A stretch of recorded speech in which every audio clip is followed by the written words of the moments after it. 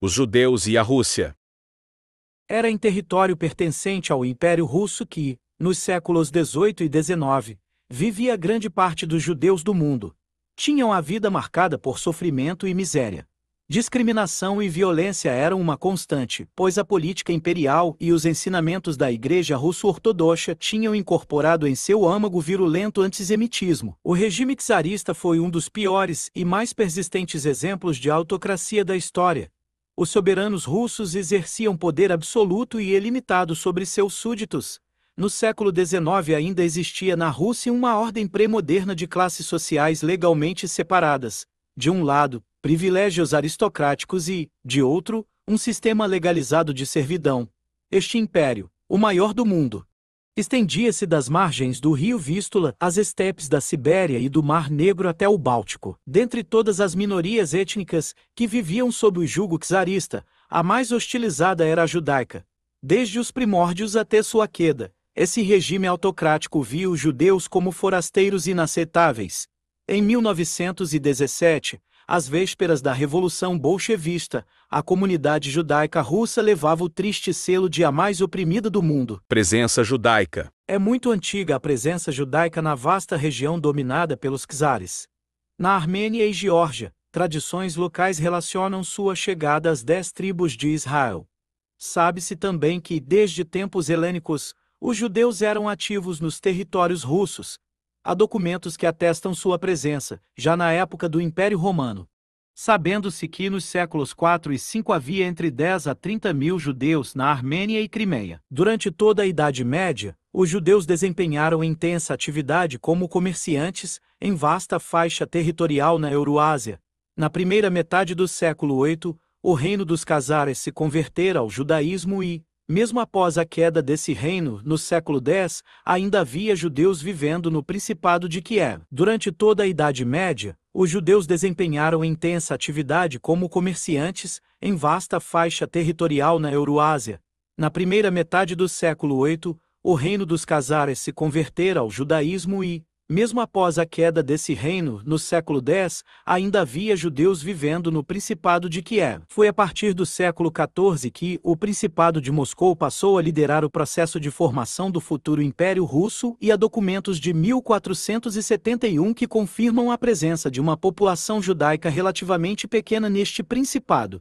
No início do século XVI, todos os territórios russos estavam unidos sob a hegemonia moscovita e seus governantes, que incorporaram a ideologia imperial bizantina e as crenças da Igreja Greco-Ortodoxa, passaram a usar o título de czares e soberanos de todas as Rússias. Já no final da Idade Média, com a subida ao trono do czar Ivan IV, o terrível 1530 a 84, os judeus foram oficialmente excluídos de todo o território russo. Déspota e sanguinário, Ivan IV proibiu a entrada de qualquer judeu em suas terras, ordenando que, se encontrados, fossem afogados os que se recusassem à conversão, ou seja, só viveria em solo russo o judeu que deixasse de sê-lo. Este fato levou à fuga de judeus para Polônia, Lituânia e Ucrânia, onde, a partir do fim do século XV, floresceram numerosas comunidades. Mas, no final do século XVIII, a Polônia deixa de existir como país soberano, sendo dividida entre seus poderosos vizinhos, Rússia, Áustria e Prússia, em 1772, 1793 e 1795. Respectivamente, parte substancial do território polonês é anexada pelo Império Russo e centenas de milhares de judeus tornam-se, de uma hora para outra, súditos indesejáveis dos czares. Desde o início, os objetivos dos czares foram não permitir que as massas judaicas vivessem no coração da Rússia, torná-los economicamente úteis e absorvê-los religiosa e culturalmente. A política czarista era caracterizada por uma mistura de esforços para regenerá-los, russificando-os e os obrigando a se amalgamar com a população cristã, e medidas discriminatórias. Os maus tratos, a hostilidade e o desprezo eram uma constante. A encarcerização, território do acordo. Em 1762, sob ao trono a czarina Catarina II, a grande imbuída das ideias do iluminismo apoia, durante seu reinado, o comércio, as artes e ciências, e, destaque seja feito, publica uma carta de tolerância religiosa que englobava os súditos muçulmanos e cristãos não ortodoxos. Mas deixa claro, desde o início, que seus ideais liberais não abrangiam os judeus. Um de seus primeiros atos, ao subir ao trono, foi permitir aos estrangeiros a livre circulação em seu império. Havia, porém, uma exceção: os judeus. A czarina queria evitar a nefasta influência que eles poderiam exercer sobre as massas russas. Em 1772, após a primeira anexação de território polonês, Catarina II concedeu aos judeus o direito de residência, para, pouco depois, barrar sua entrada no solo da mãe Rússia. Pressionada por comerciantes cristãos de Moscou, que queriam impedir a atuação de negociantes judeus, em 1791 proibiu aos judeus de se estabelecerem na Rússia Central. Mas, foi em 1794, determinou seu confinamento na chamada Zona de Residência, ou Território do Acordo. Esta área incluía a antiga Polônia, Ucrânia, Bielorrússia e Lituânia. Mais de 90% dos judeus do Império passaram a viver em muitas cidadezinhas e vilarejos, os famosos tetes. Durante todo o século XIX, o governo czarista foi restringindo, cada vez mais, os locais onde era permitido aos judeus viverem, tendo esse confinamento forçado prevalecido até a queda do regime czarista em 1917. O Estatuto dos Judeus. No início de seu reinado, Alexandre I, neto de Catarina, que governou de 1801 até 1825, iniciou uma série de reformas. Um de seus projetos foi melhorar a condição dos judeus, integrando-os na vida russa. Em 1804, promulga o Estatuto dos Judeus, que perdurou inalterado por meio século. Segundo as determinações desse conjunto de leis, os judeus passaram a ter acesso a escolas e universidades russas, mas dentro dos valores cristãos, proibindo-a de arrendar terras, comercializar bebidas alcoólicas. O governo czarista queria convencer a população cristã de que a miséria e desumana escravização dos servos não eram consequência de sua exploração por nobres latifundiários, mas sim resultado das atividades econômicas dos judeus. As expulsões não se concretizaram porque o czar temia a Napoleão e seu exército. Ciente dos direitos que o imperador francês concedera aos judeus, temia que, caso Napoleão invadisse a Rússia, certamente este último firmaria uma aliança com os judeus russos. Decretos cantonais. Nicolau I, sucessor de Alexandre I, que governou de 1825 até 1855, iniciou um dos períodos mais sombrios da história. Seu governo foi marcado por um autoritarismo absoluto, uma ortodoxia religiosa e um nacionalismo extremados. Odiava todas as minorias e sua hostilidade e desprezo pelos judeus eram exacerbadas. Em agosto de 1827, Nicolau I promulgou um decreto. Era uma reinterpretação da lei do alistamento militar, obrigatório para todos os homens do Império a partir de 18 anos. Cantonais, o nome veio da palavra cantão, que significava acampamento militar. Eram horrendas as condições de vida dos meninos nessas escolas. Apanhavam e passavam fome. Não podiam rezar em hebraico, eram obrigados a se desfazer de todos os seus pertences religiosos e a assistir missas e aulas da religião cristã. O objetivo era convertê-los. Se resistiam às pressões psicológicas, eram submetidos a cruéis castigos. Houve casos de unidades inteiras de cantonistas forçadas ao batismo em massa. Havia recrutas que preferiam a morte ao batismo. Uma vez recrutados, suas famílias não esperavam ver os filhos novamente, muitos morriam e os que sobreviviam convertiam-se, na maioria.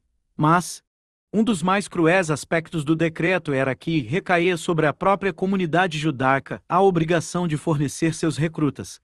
As injustiças decorrentes e a luta heróica dos judeus contra os decretos cantonais viraram um amargo tema central do folclore judaico-russo. O czar proibiu também o uso de vestuário tradicional judaico e do uso da língua Yiddish. Querendo impulsionar a educação moral dos judeus, determinou que fossem queimados publicamente milhares de livros em hebraico e Yiddish. Não satisfeito, Nicolau I fomentou a cisão dentro das comunidades judaicas. criando situações tais que colocassem os seguidores da Ascalá iluminismo judaico contra os chassidim e os ortodoxos. Falsa esperança. Somente com a subida ao trono do czar Alexandre II, que reinou de 1855 até 1881, a situação dos judeus apresentou alguma melhora. Tomando posse em clima de descontentamento social, o novo governante prometera a todos os súditos educação, justiça, tolerância e tratamento humanitário. Aclamado como o czar libertador, Alexandre II iniciou reformas para implantar um sistema de produção capitalista. A Rússia ainda era uma nação agrícola, que preservava as injustiças feudais de servidão. Ninguém tinha mais esperanças no novo czar do que os 3 milhões de judeus que viviam na Cherta. Alexandre II, que reduzira para 6 anos o odiado alistamento compulsório e aboliu o acantonamento dos jovens judeus, acreditava que eles deviam conquistar privilégios através de uma melhoria moral. Decidiu russificá-los usando métodos mais modernos, não mais penalizando os judeus inúteis, mas, pelo contrário, premiando os considerados úteis. O governo czarista dividia os judeus entre úteis e inúteis. A primeira categoria abrangia grandes comerciantes, banqueiros, os que tinham curso superior, artistas e artesãos qualificados. Em 1865, permitiu aos úteis estabelecerem-se na própria Rússia, pois queria que o capital e o talento judaicos fossem usados para o desenvolvimento da economia de seu império. Mas nuvens pretas novamente avizinhavam-se da população judaica. Na década de 1870, após esmagar uma rebelião polonesa, Alexandre II deu uma guinada reacionária. O czar e seus ministros se tornaram adeptos das ideias do nacionalismo eslavo, uma nova corrente de pensamento reacionário, que pregava uma volta aos valores russos e desprezava qualquer ideia liberal da Europa Ocidental. As leis de maio. As esperanças dos judeus de que a situação melhorasse acabaram abruptamente quando, em março de 1881, o czar foi assassinado por revolucionários. Seu filho, Alexandre III, sobe ao trono, governando de 1881 até 1894. O fato de haver entre os responsáveis uma jovem judia deu margem a um recrudescimento da propaganda antissemita. A mídia passou a escrever acerca de uma conspiração secreta judaica contra a Rússia. Na Rússia, os judeus da Rússia tinham apenas 3 opções: emigrar, morrer ou se converter. No dia da coroação de Alexandre III, explodiu uma onda de pogroms sanguinários que se alastraram, espontaneamente, durante a primavera e verão russos de 1881, no sul da Rússia e Ucrânia. As comunidades de Odessa, Kiev, Balta e, em seguida, todos os tetas, assassinatos. A polícia secreta do czar que, além de organizar inúmeras caças aos judeus, imprimia e distribuía folhetos incitando as massas. As leis de maio limitavam drasticamente o ingresso de judeus em várias profissões, assim como ao sistema educacional russo e às universidades. Reduziram a área do território onde podiam viver.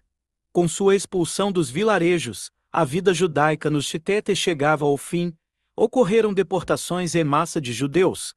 Mais de 10.000 foram expulsos de Moscou, em seguida de São Petersburgo e Kharkov. Mais de 40% de toda a população judaica fora reduzida à miséria. O desespero tomou conta dos judeus e centenas de milhares deixaram a Rússia, levando consigo nada mais que a roupa do corpo. Estima-se, em média, que de cada 1.000 judeus, 156 emigraram entre 1898 e 1914. O czar dos pogroms. Quando subiu ao trono Nicolau II, 1895 até 1918, o último da dinastia dos Romanovs, conhecido na história judaica como o czar dos pogroms, iniciava-se mais um período negro e marcado por extremo sofrimento judaico. O czar resolveu tentar afogar a revolução bolchevista no sangue judeu. Entre 1913 e 1907, a violência se reacendeu. Os pogroms 284 durante o período são incentivados pelo governo e, em abril de 1903, ocorre o sangrento pogrom de Kishinev. A Revolução de 1905 foi um marco na história da Rússia, assinalando o início do fim do regime czarista. Temendo ser deposto, Nicolau II atende, contrariado, algumas das exigências das massas insatisfeitas. promulga a Constituição e cria a Dume, o parlamento russo. Ansioso por recuperar seu poder absolutista e esvaziar a revolução, o czar buscava um bode expiatório para levar a culpa pelos meios da Rússia. A escolha foi fácil. A estratégia